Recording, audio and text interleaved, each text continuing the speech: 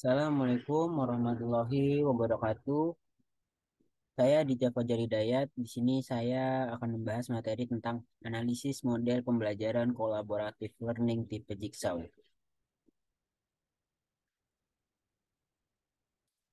Kemudian, mata pelajaran konstruksi bangunan merupakan pelajaran yang berisi tentang bagaimana mendata, mendesain, melaksanakan, dan memelihara suatu bangunan. Di mana intinya adalah mencari tahu bagaimana cara membangun dengan mudah, kuat, murah, dan juga mempunyai kualitas yang bagus serta tahan lama. Kemudian dalam proses pembelajaran di SMK, mata pelajaran konstruksi bangunan perlu menerapkan model dan strategi pembelajaran yang tepat untuk tercapainya efektivitas dalam pembelajaran. Hal tersebut sesuai dengan teori yang dinyatakan oleh Rianto, bahwa dengan implementasi strategi pembelajaran kooperatif, maka siswa dapat memperoleh keterampilan, di antaranya berbagi tugas dan mengambil bagian dalam tugas, mengajukan pertanyaan, mendengarkan dengan aktif, dan bekerja sama. Dari banyaknya model pembelajaran yang ada, salah satu model yang dapat diterapkan adalah collaborative learning tipe Jigsaw. Kemudian kompetensi dasar yang saya ambil adalah memilah penggunaan macam pondasi sesuai spesifikasi teknis dan kebutuhan. Berikutnya adalah menurut Sarjono, pondasi adalah salah satu konstruksi bangunan yang terletak di bagian bawah sebuah konstruksi. Pondasi mempunyai peran penting terhadap sebuah bangunan, di mana pondasi menanggung semua beban konstruksi bagian atas ke lapisan tanah yang berada di bagian bawahnya.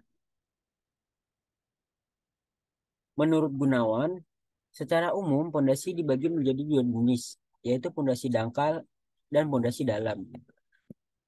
Kemudian yang pertama adalah pondasi dangkal,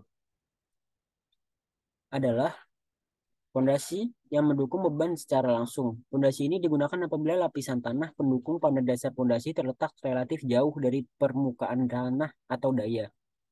Dukung tanah pada dasar bangunan lemah. Jenis-jenis pondasi dangkal antara lain adalah yang pertama, ada pondasi lajur batu kali, di mana pondasi lajur batu kali harus dibuat dengan pasangan batu kali dengan kualitas baik, tidak mudah retak ataupun hancur.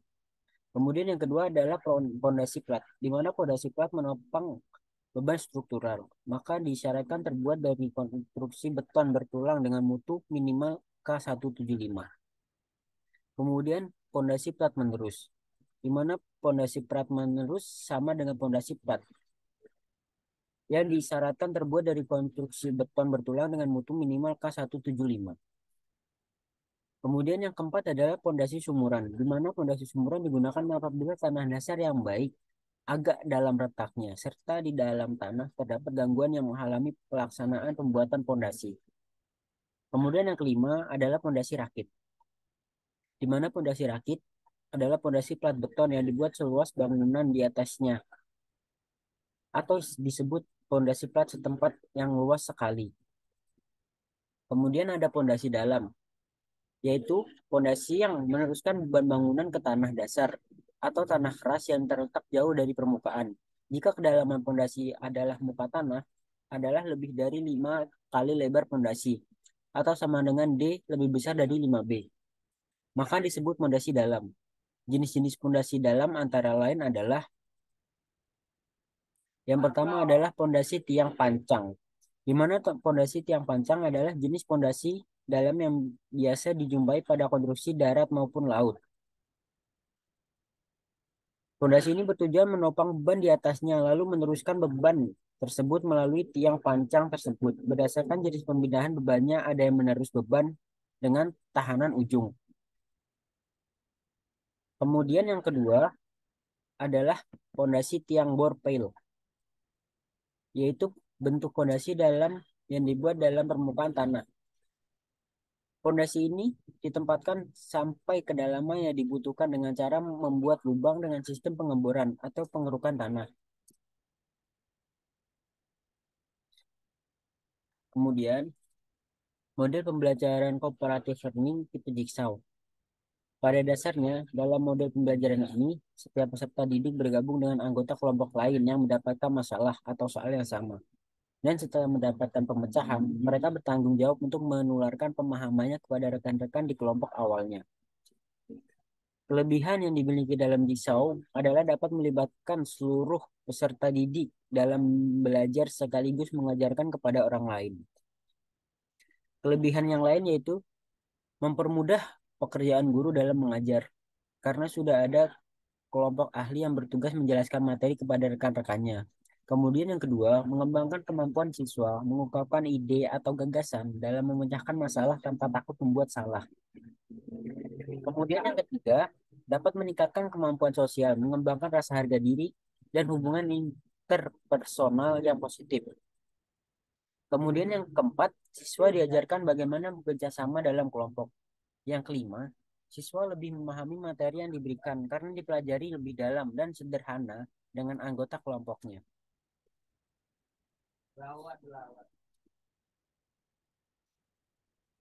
Kemudian, langkah-langkah dalam pelaksanaan jigsaw ada 7 langkah. Yang pertama adalah peserta didik dikelompokkan ke dalam 4 atau 5 sampai 5 anggota tim. Kemudian yang kedua, tiap peserta didik dalam tim diberikan bagian materi yang berbeda. Kemudian yang ketiga, setiap peserta didik dalam satu tim diberi bagian materi yang ditugaskan. Yang keempat adalah anggota tim yang berbeda yang telah mempelajari bagian sub bab yang sama bertemu dalam kelompok baru atau kelompok ahli untuk mendiskusikan subbab mereka. Kemudian yang kelima adalah setelah selesai diskusi sebagai tim ahli, tim anggota kembali ke kelompok asal dan bergantian mengajar teman.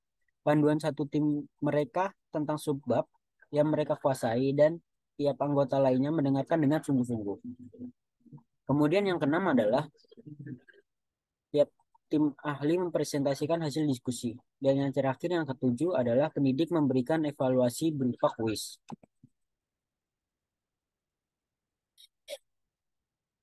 Kemudian, model pembelajaran kolaboratif learning tipe Jigsaw menurut saya dapat diaplikasikan di konstruksi bangunan.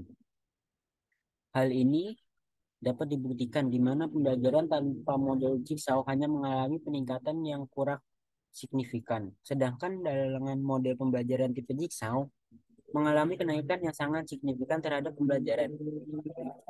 Dan dengan model pembelajaran Jigsaw, siswa secara aktif dapat terlibat secara penuh pada saat belajar. Juga dapat meningkatkan kemampuan siswa dalam mengidentifikasi setiap informasi yang diterima, lalu mampu mengevaluasi dan kemudian menyimpulkannya secara sistematis. Terima kasih. Mungkin itu yang dapat saya sampaikan. Kurang lebihnya saya mohon maaf. Wassalamualaikum warahmatullahi wabarakatuh.